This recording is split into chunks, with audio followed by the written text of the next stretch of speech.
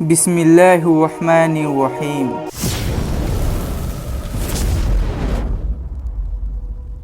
আজ যে গল্পটি তোমাদের শোনাবো তা এক চোরের তাওবা ও পরিবর্তনের গল্প।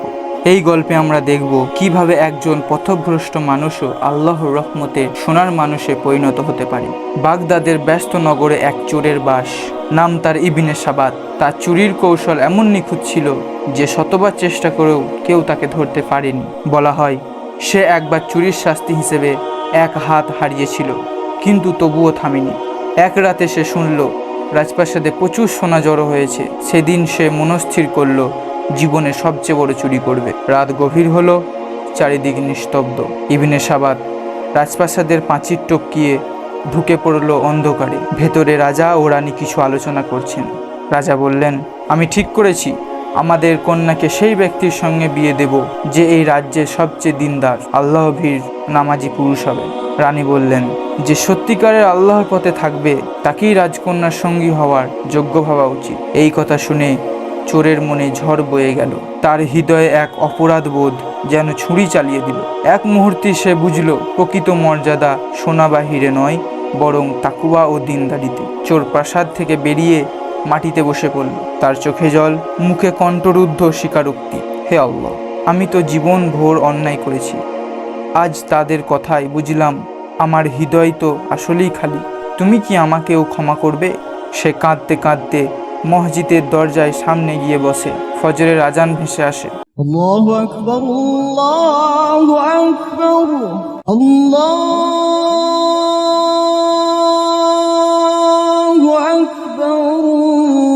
তার মনে এক অদ্ভুত প্রশান্তি, যেন আল্লাহ তাকে স্পর্শ করেছেন। ইবনে সাবাত এখন প্রতিদিন নামাজ পড়ে, কোরআন তেলাওয়াত করে। গ্রামের লোকেরা অবাক, কেউ বিশ্বাস করতে পারে না এই মানুষটি একদিন ভয়ঙ্কর চোর ছিল। এক বৃদ্ধ আলেম তাকে ডেকে একদিন বললেন, বাবা, আল্লাহ দরজা সব সময় খোলা। কেউ যদি আন্তরিক তওবা করে আল্লাহ তার অতীত মুছে দেন। ইবনে সাবাত হাসলেন, কিন্তু চোখে পানি। সে বলল, আমার অতীত পাপগুলোই যেন এখন আমার শিক্ষা। কিছুদিন পর রাজ্যের সর্বত্র ছড়িয়ে পড়ল খবর, এক চোর পরিণত হয়েছে সবচেয়ে আল্লাহভীর মানুষে। রাজা নিজেও শুনলেন। তিনি গুপ্তচর পাঠালেন যাচাই করতে। গুপ্তচর রিপোর্ট দিল, ওই মানুষটি প্রতিদিন গরিবদের সাহায্য করে, নামাজ পড়ে এবং রাতে মসজিদের পরিচ্ছন্নতা করে। রাজার চোখে জল চলে এলো। তিনি বললেন, এই মানুষই আমার কন্যার যোগ্য। রাজা তাকে প্রাসাদে ডাকলেন। সে বিনয়ের সঙ্গে মাথা নিচু করে হাজির হলো। রাজা জিজ্ঞেস করলেন, তুমি তো সেই চোর যার নাম শুনে মানুষ থরথর করে কাঁপত। এখন তোমাকে বদলে দিয়েছে কে? ইবনে সাবাত উত্তর দিল, মহারাজ, আপনার বলা একটি মাত্র বাক্য আমাকে বদলে দিয়েছিল। দিনদারি রাজকন্যার যোগ্য।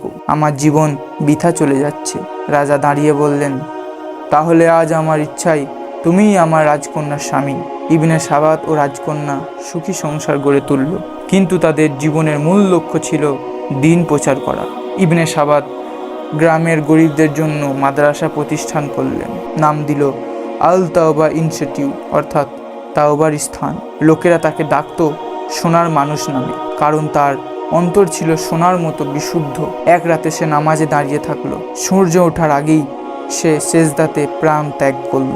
গ্রামের সবাই বলল, যে চোর ছিল একসময় অন্ধকারে, সে আজ আলোয় ফিরে গিয়ে চির শান্তিতে ঘুমালো।